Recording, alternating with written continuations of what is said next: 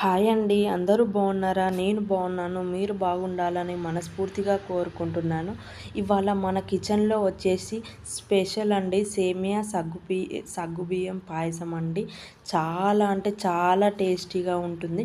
మన ఇంట్లో చిన్న చిన్న ఫంక్షన్లు లేదా మనకి నోటికి ఏమి రుచి కొట్టనప్పుడు ఇంట్లో పూజలప్పుడు చేసుకునే ఈ పాయసం ఒక్కసారి నా స్టైల్లో ట్రై చేయండి. చాలా అంటే చాలా టేస్టీగా ఉంటుంది, అలాగే చాలా ఈజీగా ఉంటుంది. Welcome to our channel Mamata cooking official. ఇంకెందుకు లేటు రెసిపీలోకి వెళ్ళిపోదాం. ముందుగా అయితే ఒక బౌల్ తీసుకొని ఒక హాఫ్ కప్పు వరకు సగ్గు బియ్యం ఒకసారి వాష్ చేసుకొని మంచిగా ఒక అర్ధగంట సేపు నానబెట్టుకోవాలి. నేను మాత్రం గంట సేపు నానబెట్టుకున్నాను.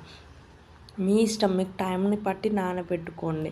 ఒకసారి మంచిగా వాష్ చేసుకొని మళ్ళీ కొన్ని వాటర్ పోసుకొని నానబెట్టుకోవాలి. ఈ సగ్గుబియ్యం పాయసం ఎందుకు చేస్తున్నానంటే, నిన్న వర్షం వచ్చింది కదా అండి. అయితే మా బావ డ్యూటీలో ఉండి నాకు సేమియా చేయవా అంటే ఇంట్లో ఆల్రెడీ పాలు ఉన్నాయి. సరేలే అని ఈ సగ్గుబియ్యం పాయసం చేశాను. ముందుగా నేను వేడి చేసే పెట్టుకున్నాను పాలు. ఆల్రెడీ అందులో వాటర్ కూడా కలిపాను.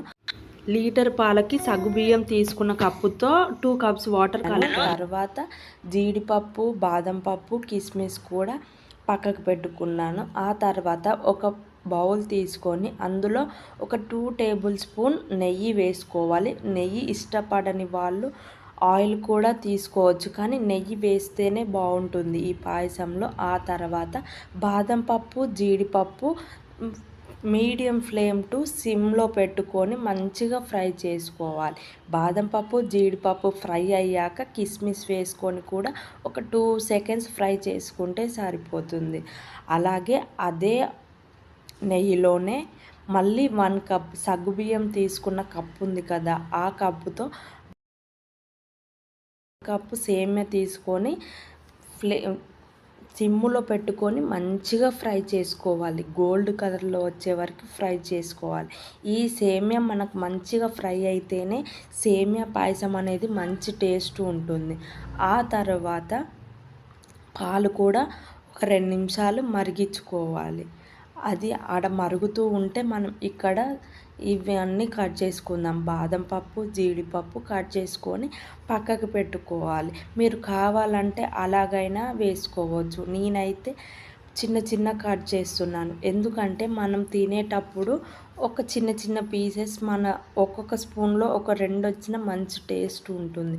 అందుకే నేను ఇలా కట్ చేసి వేస్తున్నాను. మీ ఇష్టం, డైరెక్ట్గా అయినా వేసుకోవచ్చు. కిస్మిస్ మాత్రం అలానే ఉంచుకున్నాను. చూడండి, వీడియోలో చూపిస్తున్నట్టు చిన్న పీసెస్లా కట్ చేసుకోవాలి. ఆల్రెడీ పాలు మరిగిపోతున్నాయి. అసలు మీగడ కట్టకోకుండా ఇలా కంటిన్యూగా కలుపుతూ ఉండాలి. చూడండి, ఒకసారి సగ్గుబియ్యం నేను గంట సేపు నానబెట్టుకున్నా కాబట్టి నేను ముందు ఏం ఉడికించట్లేదు.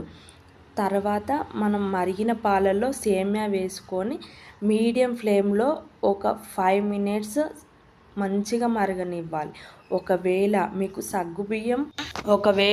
సగ్గుబియ్యం మెత్తగా అవ్వకపోతే ముందే ఈ పాలలో సగ్గుబియ్యం వేసుకోవచ్చు, లేదంటే సపరేట్గా వాటర్లో కూడా ఉడికించుకొని ఈ పాలల్లో వేసుకోవచ్చు సగ్గుబియ్యం. మీ ఇష్టం, ఎలాగైనా చేసుకోవచ్చు. ఆ తర్వాత 2 యాలకులు చిన్నగా మీరు క్రష్ చేసుకొనైనా వేసుకోవచ్చు, ఇలా డైరెక్ట్ అయినా వేసుకోవచ్చు. ఆ తర్వాత సగ్గుబియ్యం కూడా వేసుకొని మంచిగా కలుపుకోవాలి. మీడియం ఫ్లేమ్లోనే పెట్టుకోవాలి, అస్సలు హై ఫ్లేమ్లో పెట్టుకోవద్దు. హై ఫ్లేమ్లో పెట్టుకుంటే కింద అనేది మాడిపోతుంది, సగ్గుబియ్యం సరిగా ఉడకదు. ఆల్రెడీ మనకి మెత్తగా అయిపోయింది కాబట్టి సగ్గుబియ్యం తొందరగానే ఉడికిపోతుంది. సేమియా ఉడికాక సగ్గుబియ్యం వేయాలి. మీకు ఒకవేళ సేమియా ఉడకపోతే సగ్గుబియ్యం వేస్తే ఈ సగ్గుబియ్యం తొందరగా మొత్తం మెత్తగా అయిపోతుంది. అందుకే సేమియా వేసుకున్నాక, సేమియా ఉడికాక సగ్గుబియ్యం వేసుకోవాలి. నేను తీసుకున్న ప్రాసెస్లో 5 స్పూన్స్ షుగర్ కూడా వేసుకోవాలి. మనం కట్ చేసి పెట్టుకున్న బాదం, జీడిపప్పు, కిస్మిస్ కూడా వేసుకోవాలి. వేసుకొని కూడా ఒక 5 నిమిషాలు మంచిగా మీడియం ఫ్లేమ్లో మరగనివ్వాలి. చూడండి మంచిగా మరుగుతున్నాయి. ఆల్రెడీ సేమియా సగ్గుబియ్యం కూడా ఉడికిపోయింది. చూడండి సేమియా కూడా మంచిగా చిక్కబడింది. ఇలా ఉంటే సరిపోతుంది. మనకు చల్లారినాక కూడా ఈ సేమియా అనేది అస్సలు గట్టిగా అవ్వదు. ఇలా తింటేనే చాలా బాగుంటుంది. ఇంకేంది, ఒక బౌల్లోకి తీసుకొని హాయిగా తినేయొచ్చు. చాలా అంటే చాలా బాగుంది. మీరు కూడా ఇలా ఒకసారి ట్రై చేసి మీ ఫ్రెండ్స్ అండ్ ఫ్యామిలీకి షేర్ చేయండి. మన ఛానల్ని సబ్స్క్రైబ్ చేసుకోండి. బాయ్.